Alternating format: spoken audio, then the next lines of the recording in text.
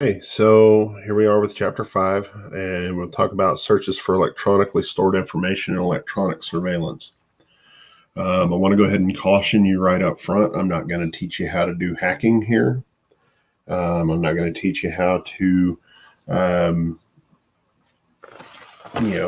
break into somebody's cell phone and steal information, or even how to do electronic surveillance here.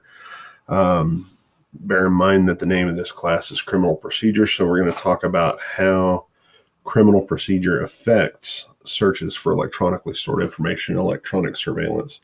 There is a ton of case law in this chapter in your textbook, um, so much so that I didn't really include a whole lot of it here. But you're going to want to review that bulk of case law in there. So, with that, let's go ahead and get started with it. So the first item up for bid here is computer forensics and anti-forensics. And as you can see there on the screen, I have the definition of computer forensics for you: the use of scientifically derived and proven methods towards the preservation, collection, validation, identification, analysis, interpretation, documentation, and presentation of digital evidence derived from digital sources for the purpose of facilitating or furthering the reconstruction of events found to be criminal. Okay, so that's a big word with a lot, or a big definition with a lot of verbs in it that basically says it's our way of hacking into your phone or your computer or your network or whatever, and gleaning evidence from that in a scientifically approved method that helps us to establish how something happened, or helps us to establish that, rather, um, as long as it is criminal in nature. Um, so that would be the definition of computer forensics. And then anti forensics would be um, basically the scientifically derived and proven methods toward the destruction of digital evidence derived from digital sources. So the thing that comes to mind for me here was back um, during the Hillary Clinton and Donald Trump presidential campaigns prior to 2016, where there was the discussion of the 30,000 emails on Hillary Clinton's server that was a personal server that shouldn't have been there, and then um, her cell phone being wiped and whatnot.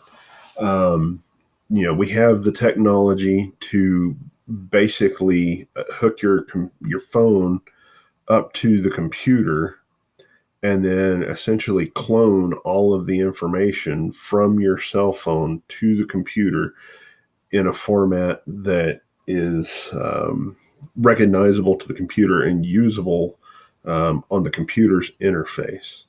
Um, you know, as it stands, whenever you connect your phone to your computer through a USB cable, it probably pops up and allows you to move photos across, and maybe sharing documents back and forth.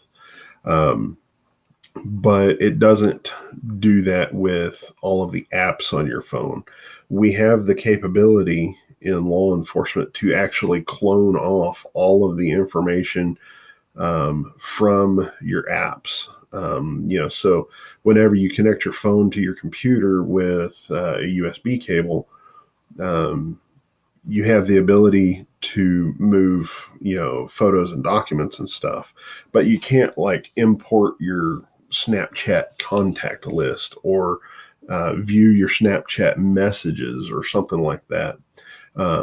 With computer forensics, we take it all. We can get absolutely everything. We can get your contacts, we can get your phone records, we can get your archived GPS data, your archived cell tower data, absolutely every single bit of information on there. Whenever I say bit, I am actually speaking of the computer data quantity of a bit.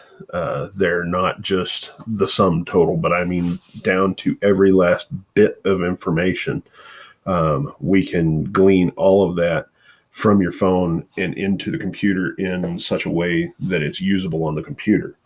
And of course, if we can do that with your phone, imagine how much easier it is to do that with your computers and your operating systems and things like that. So, again, I won't carry on with how we're able to do that. That's an entirely different course, and a whole lot of stuff that I don't really understand as far as the technological aspect of it. I know how to do it, but to explain it to you scientifically, yeah, I'm kind of at a loss there. But like I said, that's for an entirely different course. So, one of the big things that comes up here is plain view. And if you recall from previous chapters, plain view is a lawful exception to the search warrant. Is a lawful exception to the search warrant requirement under the Fourth Amendment. However, with plain view, there are two things that must apply for plain view to apply. The first is that law enforcement officers must be where they can lawfully be, and the evidence being obtained must be met with probable cause. So, just kind of a recap on plain view here. If you are standing inside somebody's living room, they've invited you in for some other cause. You do a knock and talk. So you just go up, knock on the door, talking to them. They invite you in for a cup of tea because they've got good manners or whatnot. And while you're in their living room, you look over and you see laying up underneath the TV, you see a baggie with a green vegetative substance and a weird looking smoking pipe right next to it and a lighter. You are lawfully in this person's living room. They have invited you in, so there's no Fourth Amendment violation there as far as your lawful presence in their living room. The other thing is we know that in Kansas, it is illegal to possess marijuana in any quantity or drug paraphernalia in any quantity anywhere within the state of Kansas. And so with that, if you're sitting there looking at it, your training and experience tells you that's a baggie of marijuana. I mean, until you field test it, you're not going to know for sure. But your training and experience tells you that green vegetative substance in there with that smoking pipe is marijuana. So basically you're talking about probable cause. Is that probably marijuana? Yes, it is. Is that probably a pipe used to smoke marijuana? Yes, it is. So at that point, the evidence has been met with probable cause, and you are where you can lawfully be as a law enforcement officer. So the plain view exception applies, and you can seize that evidence without a search warrant. So the thing with electronic searches for information, that's what the ESI is up there. The courts have taken multiple approaches here. One is the undifferentiated approach, which means that the plain view doctrine applies to electronic searches for information in its entirety.